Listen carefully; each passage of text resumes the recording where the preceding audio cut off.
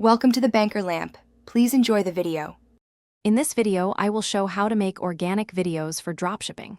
Start by identifying one clear pain point your product fixes and script a single tight message around it.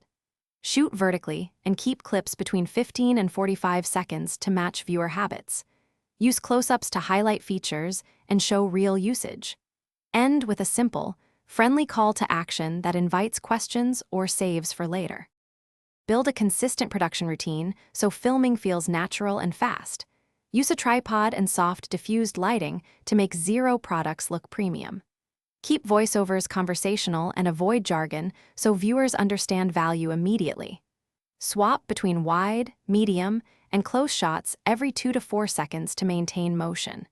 Use natural transitions like hands, doorway swaps, or product reveals to keep pacing friendly. Edit with speed and clarity to match platform norms and short attention spans.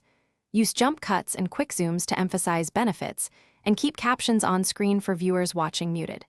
Test multiple hooks and thumbnails to find what drives clicks and saves. Include price context or urgency only when truthful, like limited stock or a bundle deal. Finally, analyze retention graphs and iterate each week based on real viewer behavior.